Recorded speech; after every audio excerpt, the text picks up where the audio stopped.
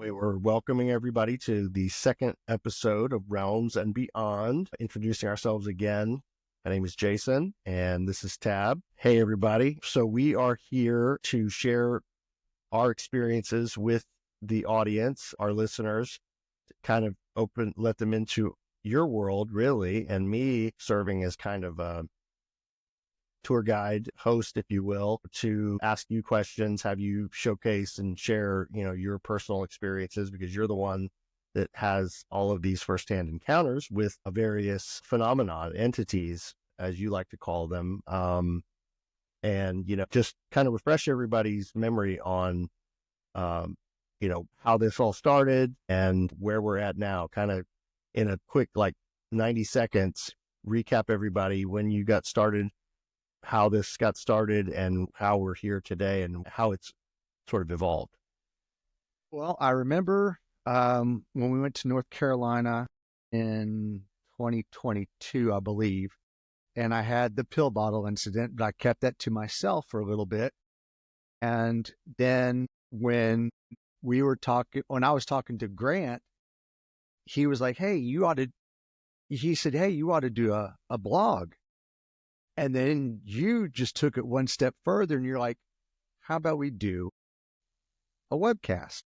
Well, yeah, because I don't think I mentioned this on the first episode, but when Tab started telling me about all these encounters and evidence and things that he was capturing, EVPs, electronic voice phenomena, and that's where you're capturing voices and sounds and things that aren't present in the room, at the moment, but when you go back and listen, it's picked it up, and he started encountering these things, and he's telling me all this stuff, and this is about a year ago, a year and a half or so, but it'd be about a little over a year. And I jokingly said to him, you need professional help. And, I meant it. You did. I meant it kind of tongue in cheek, because I knew what it would sound like. Dude, you need professional help.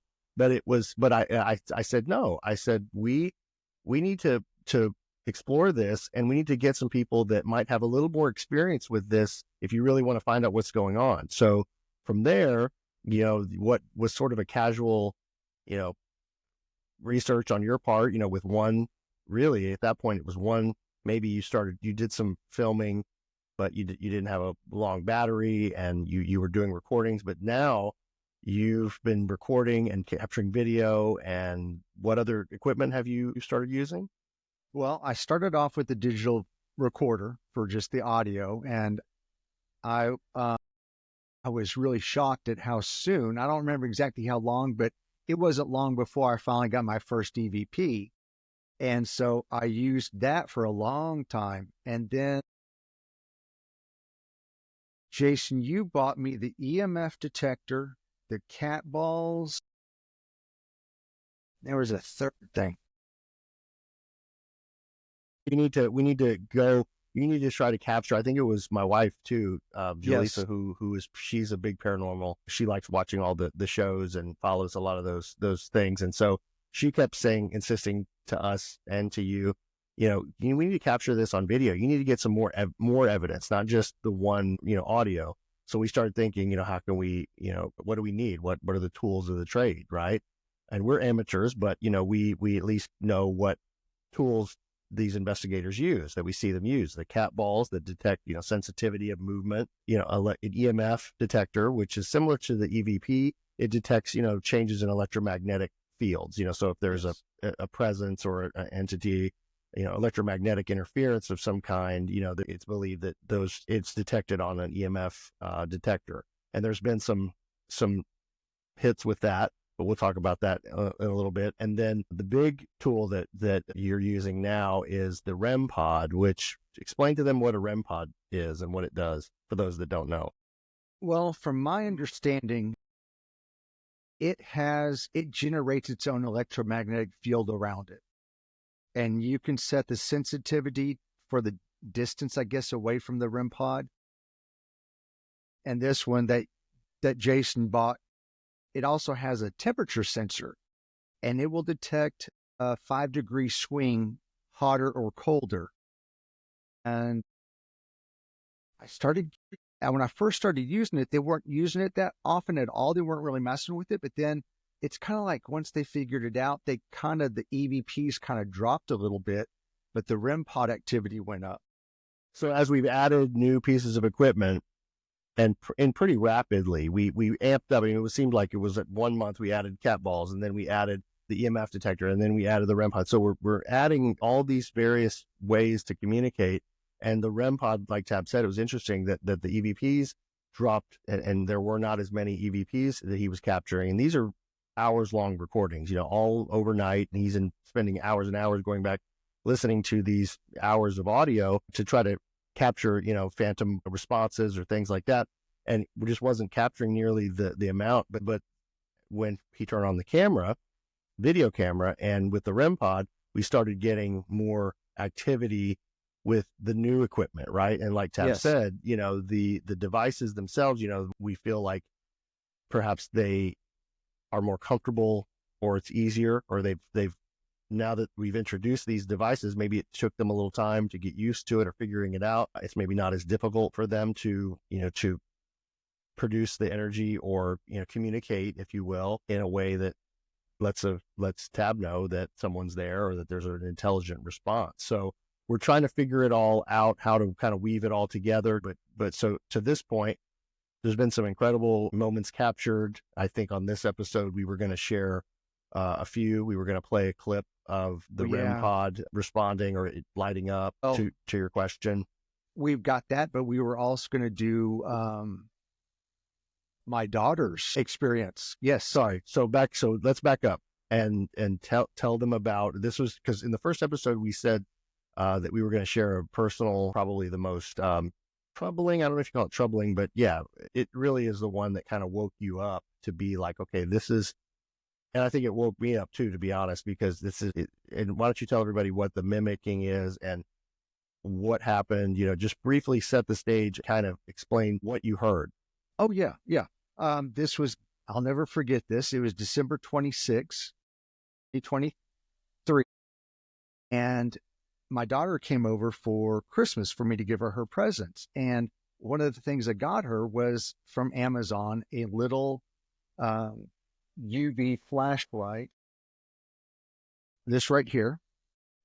It was like we were having the time of our lives together with messing around with this. We shut the lights off and we just used that. And our energy was so amped up. I mean, it was just through the roof, and we were being loud and everything. And I took her home. And when I got back, I was getting ready to do a session. I was like, you know what? I'm not feeling it. I'm just not in the right mindset. So I'm just going to go to bed and not worry about it. But I always leave the recorder running overnight, the audio recorder and the video, but this was just audio at the time. And for about 5 minutes, it mimicked my daughter. So when you went back and listened to the audio the next day or shortly thereafter, you caught your daughter's voice on the recorder. And this is important. The recorder was not running when you were there opening presents and doing that, and your energy level was up and all of that. You didn't start the recording session until later that night when you got home and you weren't feeling it. But you were like, you know what? Begrudgingly, you were like, oh, I guess let me do it. What Tab and I talked about before recording this episode was that interesting that he's been so passionate about these recordings and consistent. And then his daughter comes over and there's this emotional exchange of excitement and energy being put out in terms of into the space in the apartment. And then afterwards you were sort of depleted, because that energy, it was such an excitement, exhilaration. So we feel like there's something there because this was a moment of high intensity, like you described, excitement.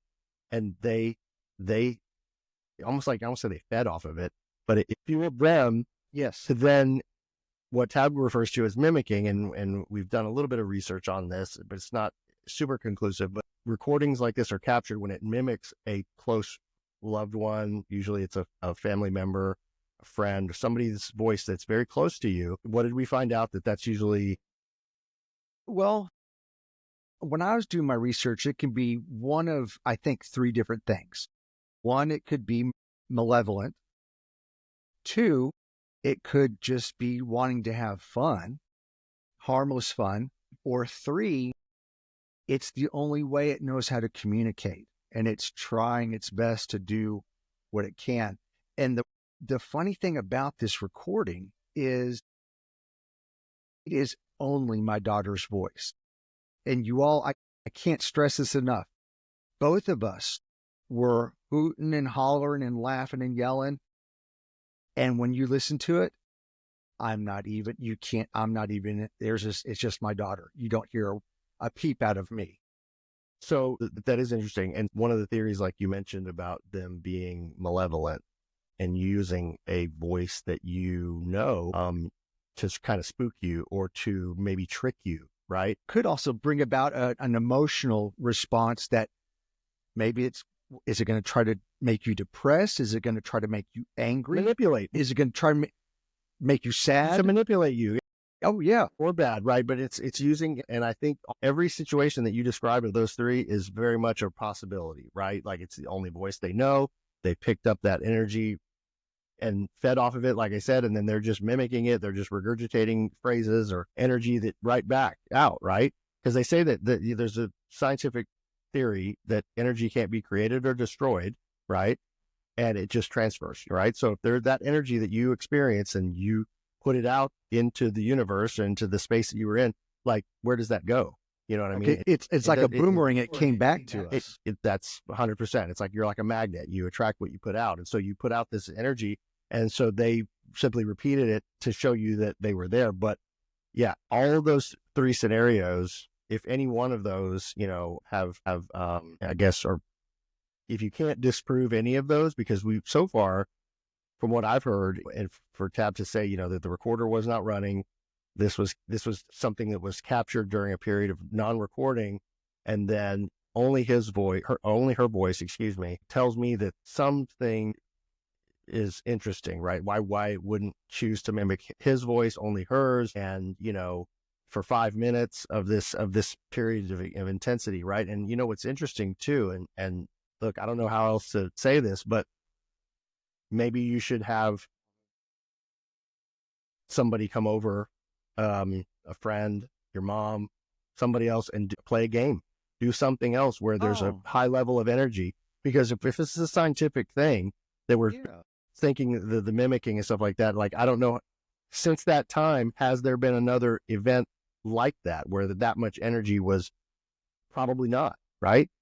So I would try to have a controlled setting and say, hey, you want to come over and watch a movie, or hey, do you want to come over and let's play a game? Because I know you guys like playing family board games, So maybe a board game of some type to recreate that energy and that excitement and see if anything gets used later on. So you're dying to say something. Yes, Jason, why don't you drive up here and I've got some Phil Collins and Genesis DVD concerts we could put on. We'll ramp the energy up watching those. Yeah, I mean, yeah, exactly. Or just telling stories, laughing. Yeah. I mean, sometimes you and I get talking on the phone and we're both like in tears laughing because we've known each other for 40 plus years, which is rare these days, to have childhood friends, So we've got stories that, we both just get each other wound up and cracking up and stuff. So yeah, that's true. We could, but in the meantime, I know. So we'll play a clip of that. We'll insert that in this episode and let everybody hear it, and then people can talk, ask us questions, or say what they think it might be, or if you've had an experience like this, or you've heard voices, or maybe anything in this sort of realm. I know that a lot of people that we've spoken to about our podcast, friends, family, even coworkers, it's surprising how many people have come forward saying, I've experienced something similar, or I've seen various things happen, unexplained things. So I think there's more common than a lot of people realize. So if anybody's listening to this episode and you have something similar, or you have firsthand experience with anything like this, please comment, send us an email, comment on any of the platforms. We will see it, and, we will get back to you, and perhaps even have you on, to talk about your experience. Because these things are helping us learn and figure out, what this all might mean. And that's the journey that the Tab is on. And, I'm sort of here to help guide that, to understanding what this might mean if Tab is sensitive to entities in general, because I think we may have talked about this before, but you're experiencing these phenomena not just at your apartment. That's primarily where you're doing the tests, right? These investigations, but you've encountered different things at your work, hotels, and when you've stayed away. And so, in at least 3 or 4 different locations, you've experienced strange things happening. Another thing might be interesting for you to do is to conduct a quote unquote investigation at another location, like at your mom's or at your work or something, like maybe 30 minutes before work or something, put the recorder on and ask some questions, just saying, because, we're trying to do some controlled tests and some environments and things like that. We're trying to calibrate a lot of the equipment too, because in the beginning, the EMF was picking up things. It was false readings, also the REM pod, like Tab said. So, we're really trying to get the equipment sort of tested, calibrated to ensure that it's working properly and all of that. So once we get all of those things figured out, it'll be good. So the last thing I want to wrap up with, after we've listened to that episode of the mimicking, you just shared a story with me this week, and maybe we can tease this for next week, about your mom. And she shared with you a story about something that happened in her house, and she shared it with you, and you immediately texted me and said, "Oh my gosh, you got to hear what happened." So do we want to tell the whole story, or no? I want to tease it. Just tease it, and then next we'll play the full interview, if you will, on the next episode. So just tell me what she said and what happened, and we'll get the full breakdown. Well, she had her sewing machine out, and she was getting ready to do, I can't remember what, but something obviously with sewing. And she had it plugged in. And for those of you who do not know, there is usually a foot pedal where you press down to engage it to where it comes on. Well, it started running by itself, and my mom hadn't even touched it. So the only way it can be activated is by the foot mechanism. And so she had to unplug it to get it to stop? I don't think it ran continuously, but it started and ran for a period of time. So we're going to get the full story, but she was freaked out enough and didn't quite understand. And this had never happened before. So it's not like you plug it in, it runs for a second just to let you know that it's on and then stops.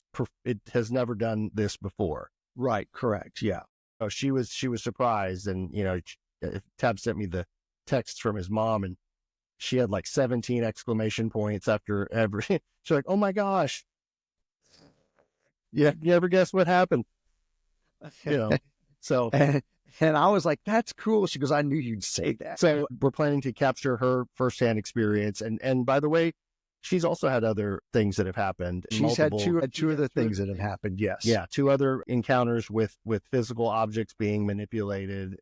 Things like that. So maybe during your chat with her, you can try to capture some of those things as well, focusing on the most recent. I think that's exciting because, again, some of the things that happened, I think with her, it's, the only way you could explain it is that they're trying to intimidate, kind of manipulate, be a little bit negative because they're not popping in to say "I love you" and go have a blessed day. They're some of the one of them is pretty uncomfortable, I would say. We'll leave you with that. So thanks for tuning in, you guys. We really want to bring more content, more audio, more video evidence. Last episode was audio only, so we're really going to try to incorporate different media, audio, video, pictures, you name it, live. We may even have a live episode here. Like Tab said, I might drive up. I'm in Dallas. He's in Arkansas. And so he's been down here a few times, and so we're due for a visit. So perhaps we'll come up there, do a live investigation, and you guys can be along for the ride. So with that, until next time, have a good evening. Second. Wait, yes, dude. Go ahead. Why don't you talk about how our logo came to be? I'll tee it up, and then I want you to fill in the blank. So our logo for a lot of the videos and the social media pages for the first a little bit has been a hand, palm print. And That's not just because it's spooky and creepy. It's because, one of the first things, in fact, the first thing that Tab shared with me and my wife when he came and visited us about a year and a half ago was he showed us a photo that he captured in his bathroom, and it was of a handprint. So why don't you tell him how that came about and what happened? Okay. I'll try to make it brief. I used to wake up in the morning at like 4 a.m., 4:30, and I'd go into the bathroom and turn the space heater on and shut the door, and in about 2 hours, go hop in the shower. I did this for years. And the one and only time I went in there, the heater was off. And I was like, oh, it must have just overheated or something. But it's like, how is it on this specific day that it did that? But then the years before and afterwards, it never had any kind of malfunction. Right. So something interfered with the power, whether it was an accident or it was manipulated to turn off the power, and that allowed what to manifest? Well, because the heater was off, the mirror naturally fogged up, and there are 2 handprints toward the bottom of my mirror, which is not in a natural place if you're standing. I would have had to have been like probably on my knees if I was going to get that kind of position. And the right one's pretty good, but the left hand print is very, very well defined. And it's clear that it's a handprint. There's no disputing or doubting it. So my skeptical side of me, when I first saw it, I went through a litany of possible scenarios. Like, could it be when they installed the mirror, and they were mounting it, and it left a handprint, and it's not even in a spot that makes sense that you would be, doing that, right? Because you'd hold it, if you were mounting it, you'd hold it at the top and then work your way down. Well, you might press it but to have a firm, flat palm print show up after years as well, and the fingers were not your size. You put your hand up to it to kind of show that this is not my hand. Yeah. Size or shape, and then one of the fingers was kind of crooked, like bent. The middle finger is bent towards the right, a very unnatural position. That's just no way. And so, listen, if this was a crime scene, seriously, if someone was murdered and that was evidence, the only way to prove that if that was a piece of evidence, you would have to go back and find the people that built your apartment, the construction crew, find out who installed the mirrors, right? Well, I'm just saying, like, if this were a crime scene, if a murder was committed there and they were investigating, that was the only they would to try to find out whose hand that was. Like, if someone was murdered in that bathroom, I'm not saying that happened. No, yeah. I'm saying that the only way you would have to, as a police investigator, you would find out. You call around, Let's say it was 25 years ago. Is the person still even alive? Who was get all the names, look at their hands. I was going to say, and you know what I'm saying? I think that, and that would be the only way to determine that, that could be someone's handprint from when they installed it. But for it to linger, for it to be, around that long and to only show itself, and I'm sure you cleaned that mirror. Well, these apartments, they're over 10 years old, and they have a cleaning crew that comes in and cleans it before the next tenant moves in. They have to do that. Yeah. See, and that's another thing. Yeah, it's like for it to remain behind after multiple tenants, I'm sure, you've been there for about 4 years. I'd have to go back and look. It's longer than that. Yeah. So you weren't the first.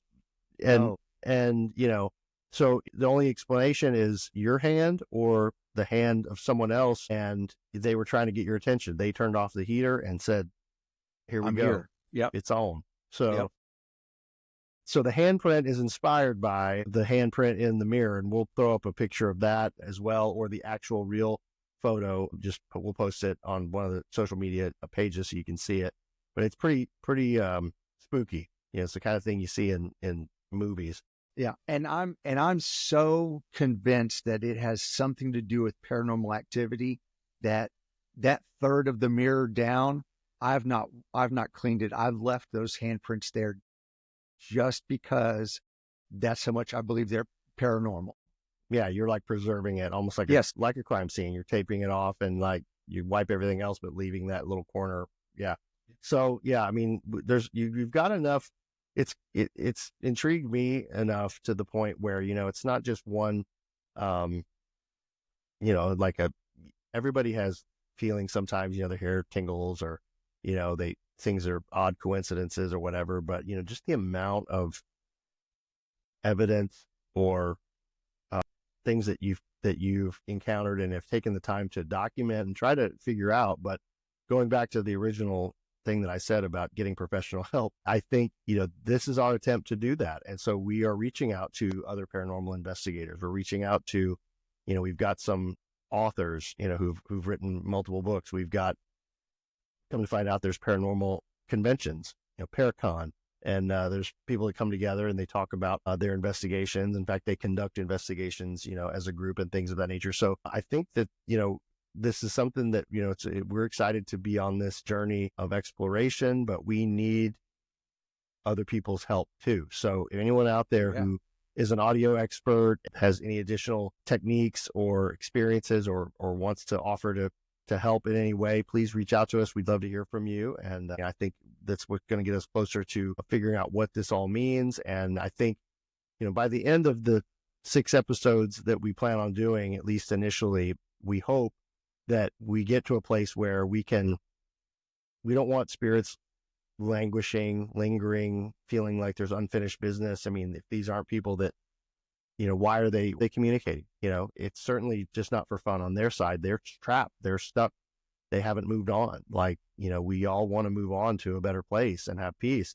And if they're stuck here communicating with Tab as a vehicle or a vessel, what is it that they're wanting to tell him? What is it that they're wired, and we want to help them move on, and because I think if that's what we can help them do, something tells me word's going to get out in the spirit world. And I think that's what happens from everything that I've heard about people that have, the ability to hear and see spirits and things of that nature. Once word gets out, they're like, hey, this guy can help us, and then more will start coming. So as you help certain entities move on, clearing out that energy and sending them into a better place, I think you're going to find it's not just going to stop.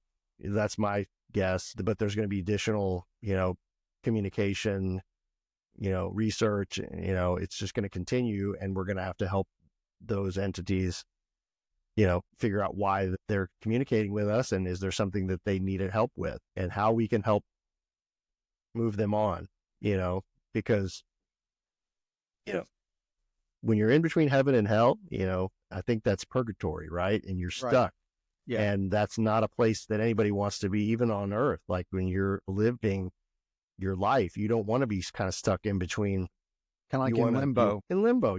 Where you might be tortured, you might be suffering, you might have unfinished business to attend to, and you're not going to move on until something gets,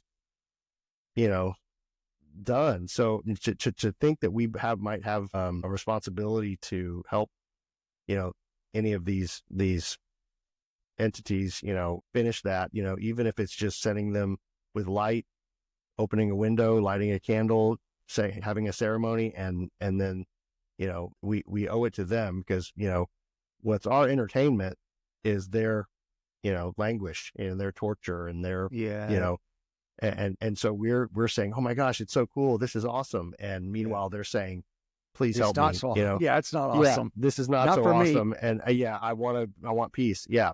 So we're trying to figure it all out, and we're blending it all with our own, blend of skepticism, spirituality, scientific, understanding, which is limited. Not all three is limited, somewhat. So that's why we need people who are experts. So in any of those areas. So thanks for tuning in. Hope you guys have enjoyed the second episode, and we hope to continue to bring you more fun and amazing content. So have a great night, and we'll talk to you soon.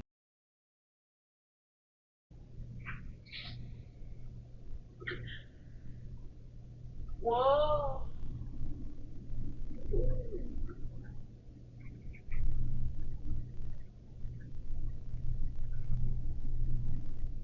where the pins go. Look at these guys.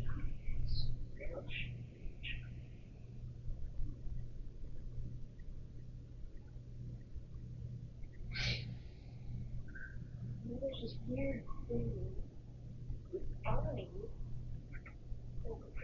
His head, feet, and hands glow, but his torso and legs don't. His nose doesn't. Oh, here's my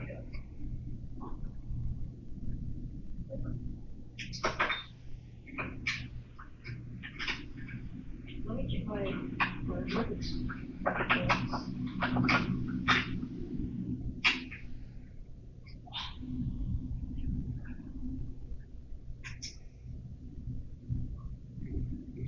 So turn on his eyes and teeth glow.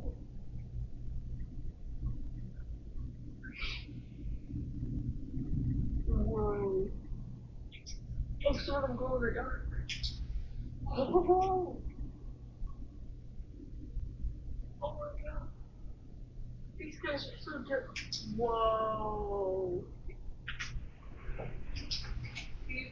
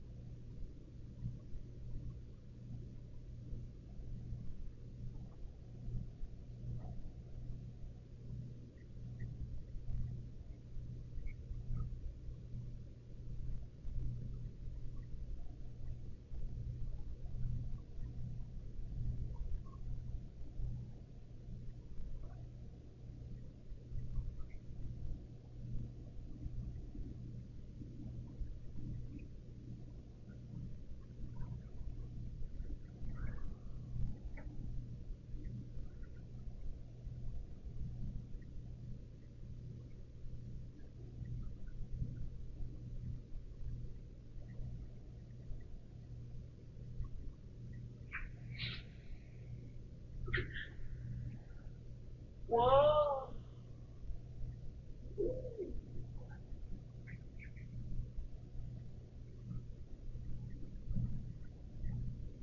That's where the pins go. Look at these guys.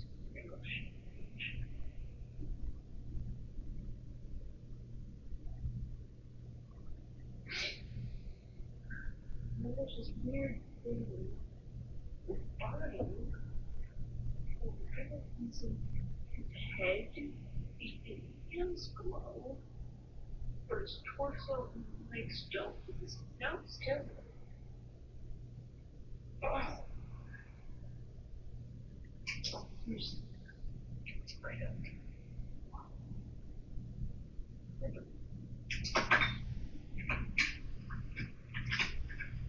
Let me get my ribbons.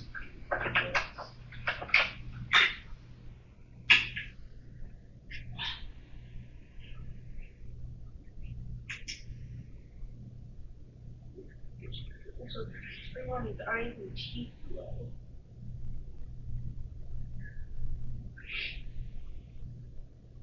Whoa. Oh, some of them glow in the dark.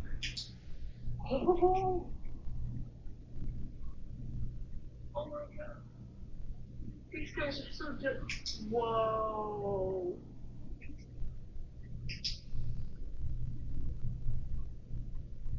These guys are so different. Whoa. These, oh my god. These guys are so different.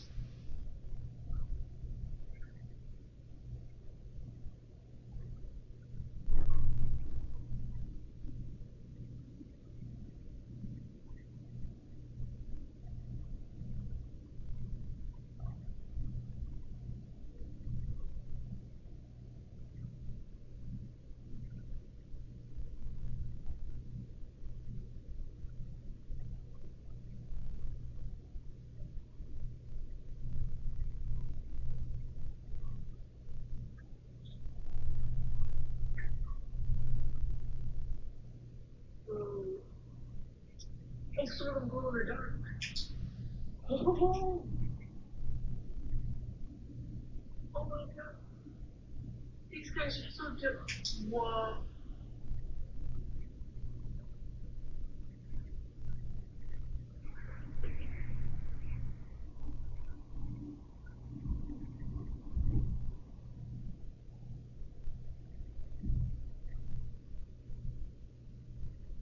These guys, Bonnie glows. They glow. Well, not really glow, like glow in the dark. Like, they let out. Ooh, I know some of these guys glow. Whoa. So old. What are you, young?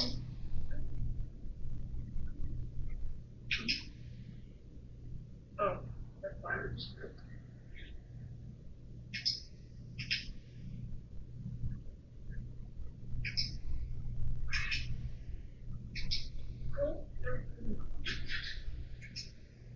You certainly glow.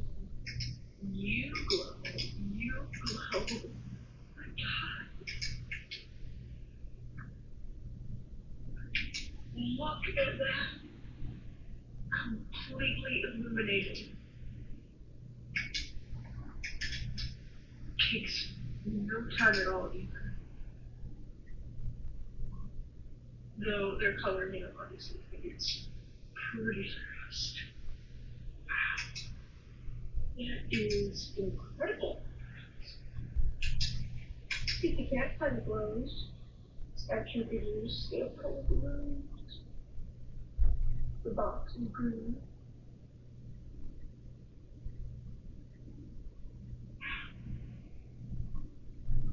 I need to get some, like, if I ever made my own cosplay, I'd want to use glow in the dark paint for like the eyes. So that I can just shine UV light.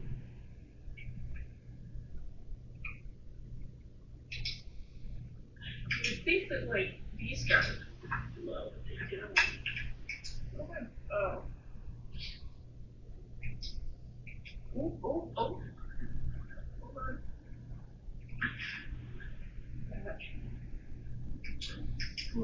Oh. Yeah, whoa.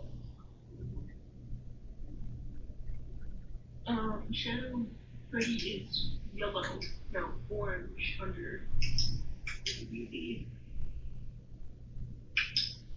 Look at him. Just hold that there for 2 seconds. Wow. I'm gonna hold you here for a few seconds. Dang, this thing's glow. Wow, that is amazing. Little gecko guy glows, like his eyes kind of light up. Wow. This is really cool. I really like this. I'm glad he's out of this. It's great. Thank you.